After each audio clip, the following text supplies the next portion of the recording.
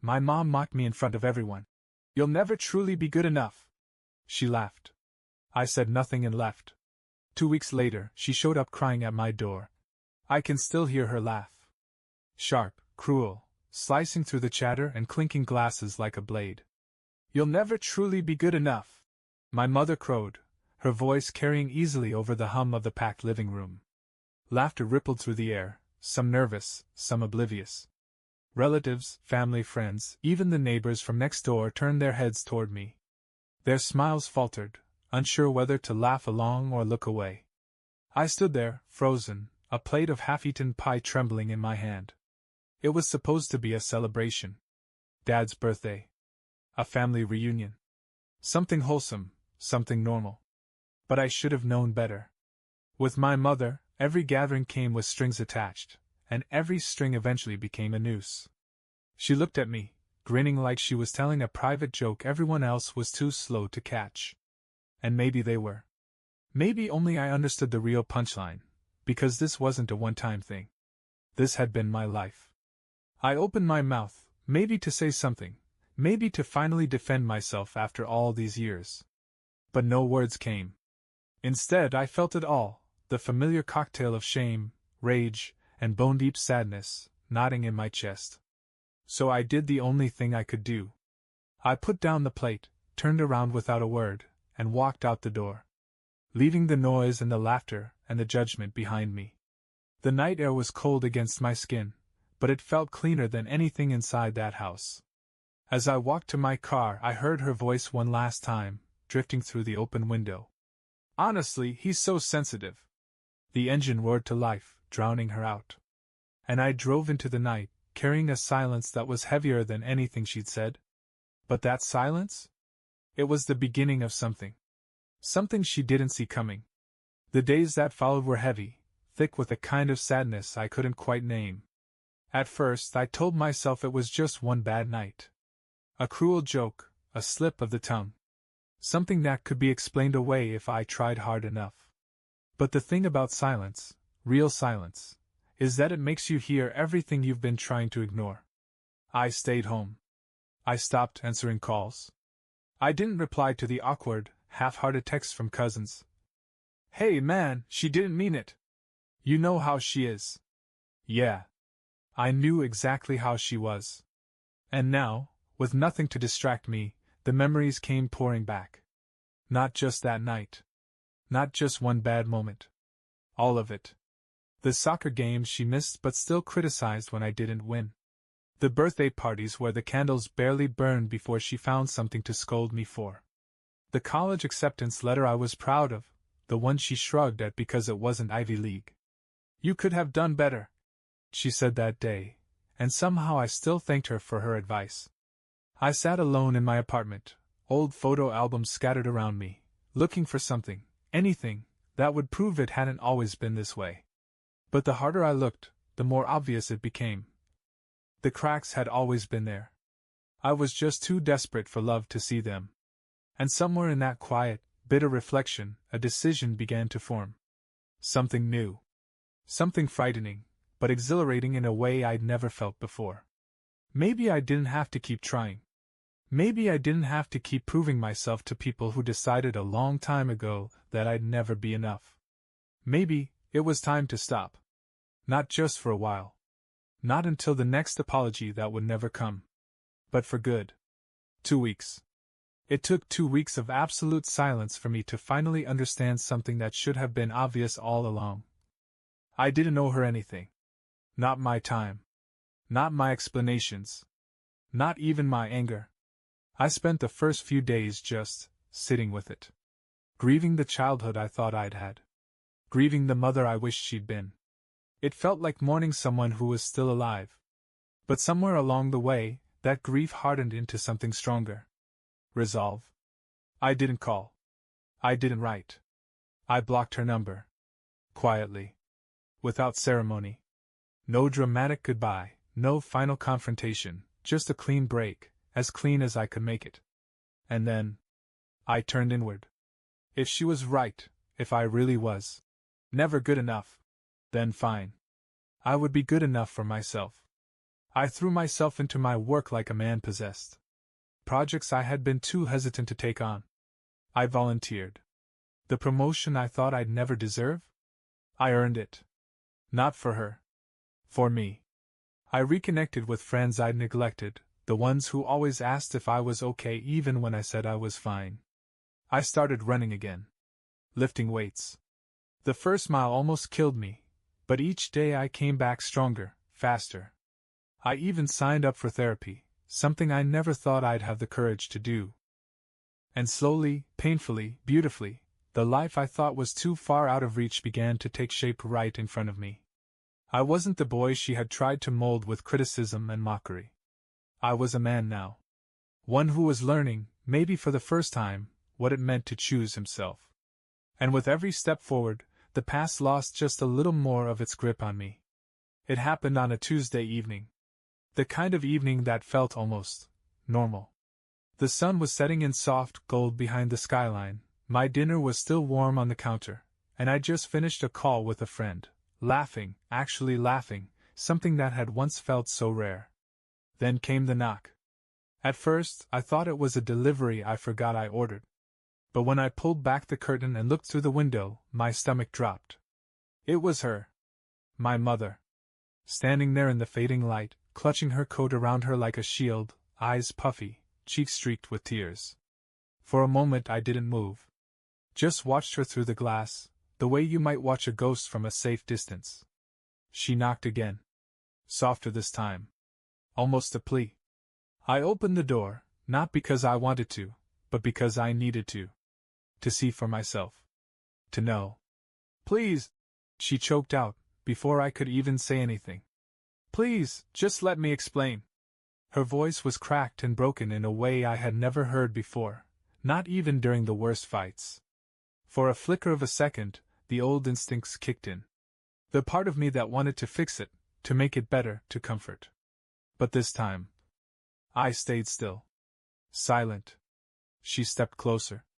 I've been so wrong, she said between sobs. You're my son. I can't lose you. I studied her carefully. And that's when I saw it. Not sorrow for what she had done. Not regret for all the years of cruelty. No. What I saw was fear. She wasn't afraid of losing me because she loved me.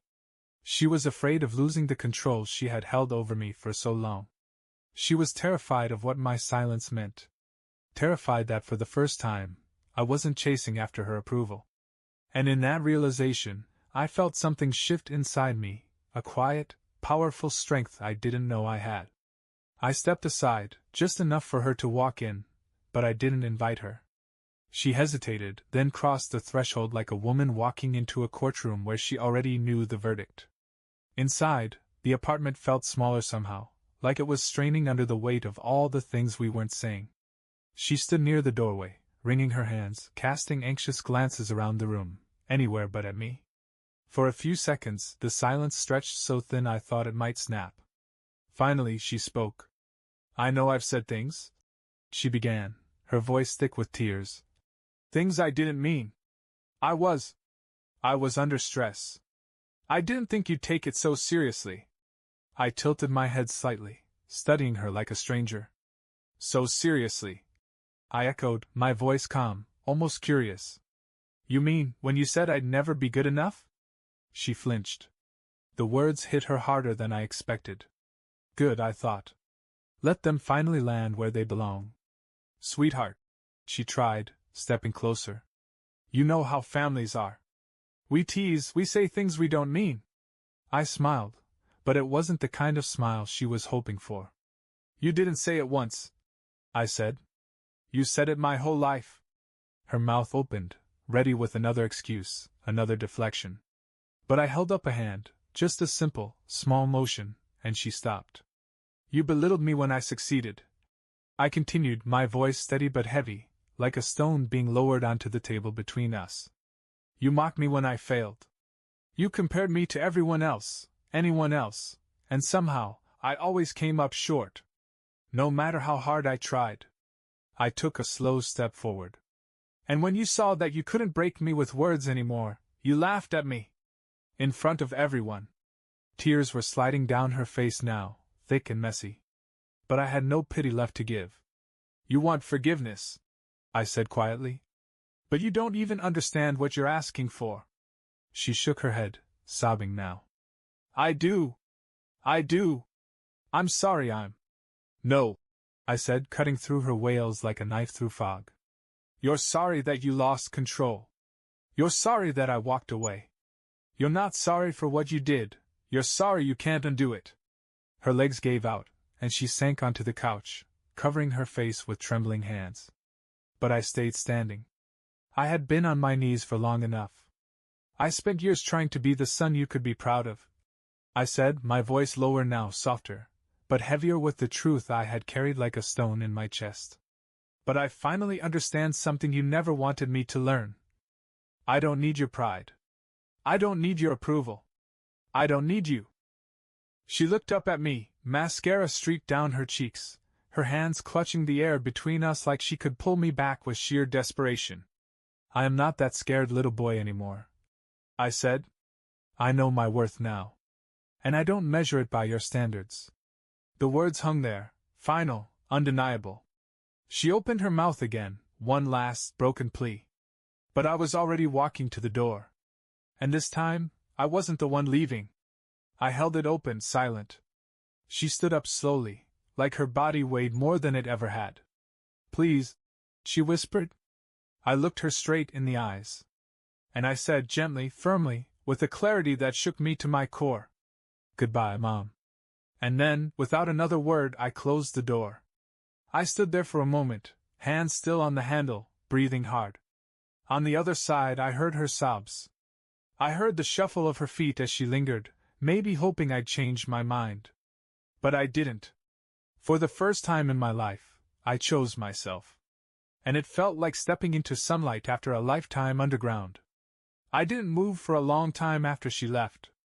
I just stood there, hands still pressed to the door, feeling the vibration of her footsteps fading down the hallway. The apartment was so quiet, it almost hurt. But it was the kind of quiet I had earned. Not the suffocating silence of walking on eggshells, but a vast, open stillness. The kind that felt clean. I walked back to the living room, sat down in the same chair where she had stood weeping moments ago. And for the first time in as long as I could remember, I let myself feel everything. It wasn't just sadness, though there was plenty of that, curling cold around my ribs. It was anger too. And a deep, aching exhaustion. But woven through all of it, to my surprise, was something else. Relief. An almost dizzying sense of freedom. For so long, I'd lived like a prisoner trying to earn my release with good behavior. Now the warden had left. And the key was in my own hand. I knew it wasn't over. The guilt would come. The second guessing. The ache for the mother I wished I had, not the one who raised me. But I also knew something deeper, something unshakable now. I wasn't going back. Not ever. I spent that evening quietly. No TV blaring to drown out my thoughts. No phone buzzing with apologies that wouldn't come. Just me, sitting with the wreckage and the relief, sipping coffee gone cold in my hands, watching the city lights blink like distant stars. Somewhere out there, my mother was probably still crying. Still convincing herself that she was the real victim in all of this. Still waiting for me to come running back, like I always used to.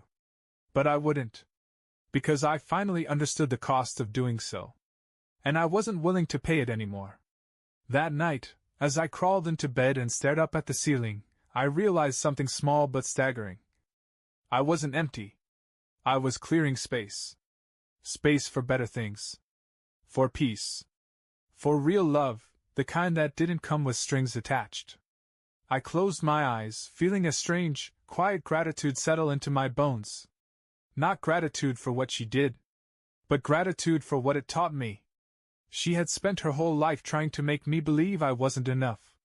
And in the end, she only taught me to believe that I didn't need her permission to be whole. The next morning, I woke up before the sun. No alarm, no blaring noise, just a strange, restless energy pulling me out of bed. For a moment I lay there, staring at the cracked ceiling. The weight on my chest, the one I had carried for years without even knowing it, was gone. It felt strange. Almost wrong. Like waking up after carrying an injury so long you forgot what it was like to move without pain. I got up, pulled on my running shoes, and stepped outside. The city was still half asleep, bathed in a pale, silver light. The streets were empty except for the sound of my own footsteps, steady and sure. I ran until my lungs burned and my legs threatened to give out. Not to punish myself. Not to prove anything. But because I could. And somewhere, maybe on the 4th or 5th mile, as my heart pounded and my breath tore from my lungs, it hit me. I was alive. Fully. Finally.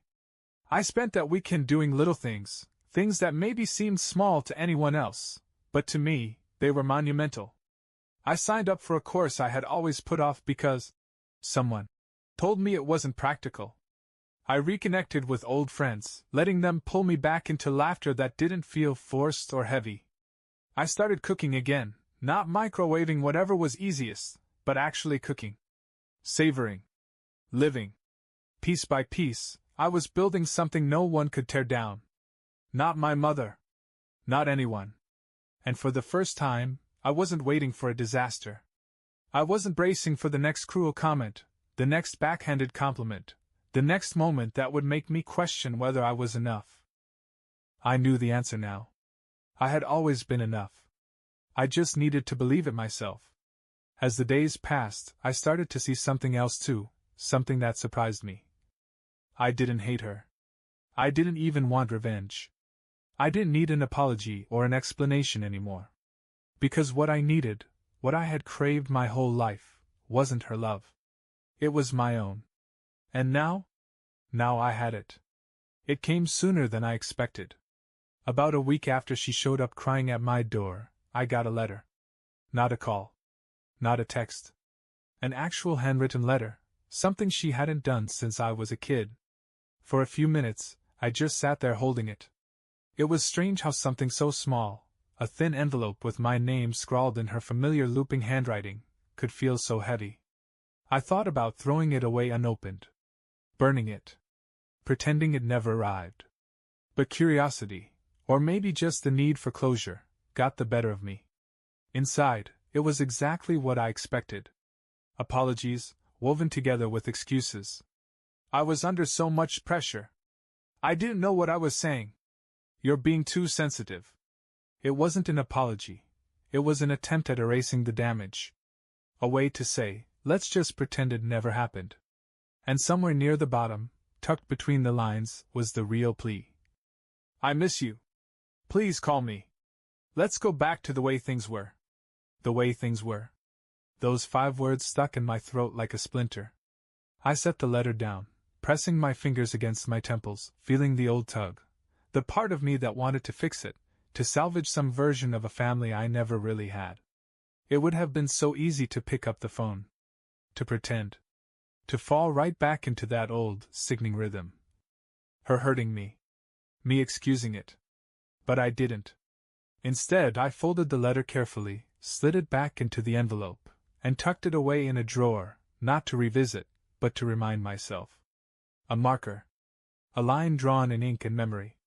Because the truth was clear now. Forgiveness didn't have to mean reunion. I could forgive her in my heart, wish her peace, even, and still protect myself. Still choose myself. I didn't call. I didn't write back. I didn't break the silence. I simply lived.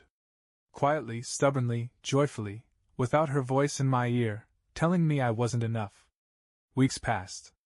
Then months. The seasons shifted, summer bleeding into fall, and with it, something in me shifted too. The anger faded first. Not because she earned my forgiveness, but because I realized anger kept me tied to her just as tightly as guilt did. And I didn't want to be tied to her anymore. The sadness lingered a little longer, like a familiar shadow at my heels. I allowed it to walk beside me without shame. Because losing the idea of a mother, the idea I had clung to my whole life, was a kind of death. And grief, even messy grief, deserved to be honored. But even the sadness grew quieter with time. And in its place something else bloomed. Peace. Real peace. It wasn't loud. It didn't announce itself with fireworks or some dramatic epiphany. It came softly, like waking up one morning and realizing the pain wasn't the first thing you felt anymore. I started noticing little things. How much lighter my apartment felt. How I smiled without bracing for the next cruel comment. How my reflection in the mirror no longer carried that desperate question in his eyes. Am I finally good enough? Because now I knew. I always had been. I just needed to believe it for myself, not because someone else finally told me so. One evening, I sat out on my balcony, a cup of coffee warming my hands against the cool breeze, and I thought about the journey it had taken to get here. I thought about that boy who tried so hard to win her love. About the man who finally realized he didn't have to. And I felt something like pride. The real kind. The kind that no one can give you or take away. I knew then that if I could tell that younger version of myself anything, it would be this. You are not broken because they couldn't love you right. You are not unworthy because they failed to see your worth. You were always enough. You just had to stop asking them to tell you so. I leaned back in my chair, staring up at the endless sky, and for the first time in a long time, I felt free. Truly, fully free. I didn't throw away the letter. I didn't burn it or tear it up in some act of anger. I kept it, tucked in the back of a drawer, like an old scar you don't need to look at to remember. Not because I wanted to reopen old wounds, but because it reminded me of the moment I chose myself for the first time. Some nights, when the city hummed quietly outside my window and the world felt softer, I thought about her. About the house I walked away from. The apologies that came too late. The boy who stood there once, desperate to be seen. But now, those memories didn't hurt the way they used to. Now, they simply reminded me of how far I had come. She taught me something, even if she never meant to. I didn't need her permission to be worthy. I didn't need anyone's. That night, sitting in the quiet, I smiled to myself, small, certain. And without any ceremony, without any more goodbyes, I closed the drawer. And kept living. For myself. At last.